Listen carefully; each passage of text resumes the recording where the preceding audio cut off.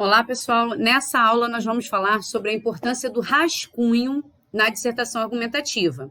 E a gente vai utilizar o planejamento como rascunho. Então, vamos relembrar.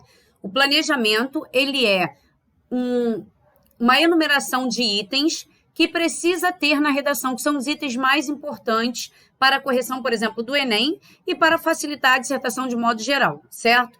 Então, eu tenho, dentro do meu planejamento, o tema, para eu relembrar sobre o motivo, né, o assunto que eu estou escrevendo.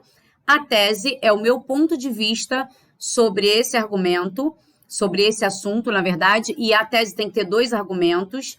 O argumento 1, que é o que vai gerar o meu primeiro parágrafo de desenvolvimento, com a citação dele. Meu argumento 2, que vai gerar o terceiro parágrafo da redação, que é o segundo de desenvolvimento, com a citação dele.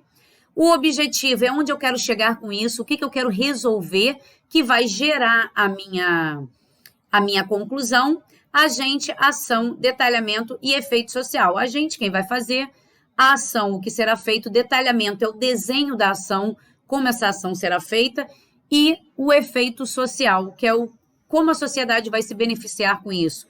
Né? A minha proposta vai gerar o que para a sociedade? Então, esse é a estrutura, a coluna vertebral de um texto dissertativo argumentativo que gera um belo rascunho para a minha dissertação.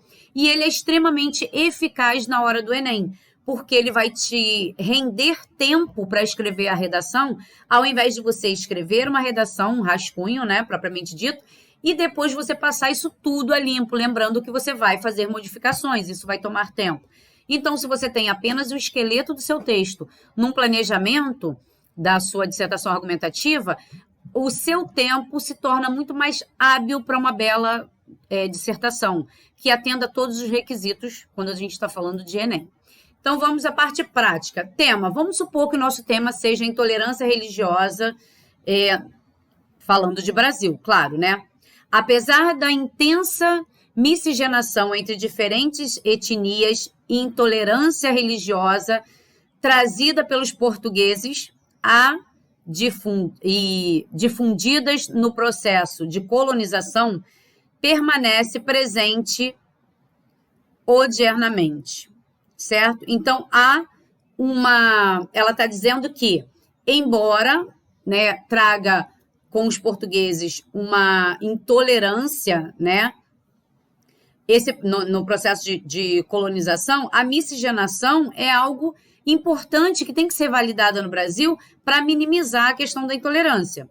Chegada dos portugueses no Brasil em 1500 é a citação que ela colocará na introdução. Lembrando que a introdução, uma estratégia de introdução é você começar com uma citação histórica. Isso encaixa perfeito na dissertação. Argumento 1. A intensa miscigenação garantiu ao povo brasileiro uma pluralidade de religiões e tradições oriundas de diferentes etnias. E aí a citação que ela usa como citação do primeiro argumento é: a violência, seja qual for a maneira que ela se manifesta, é sempre uma derrota. Sartre, certo? É o autor. Argumento 2. Entretanto, as raízes eurocêntricas provenientes do processo de colonização permanecem presentes até o dia de hoje, né, os dias atuais, garantindo a manutenção do preconceito contra as religiões. E aí a segunda citação que ela usa: é preciso educar as crianças para não ser necessário punir os adultos. Pitágoras é o autor dessa citação.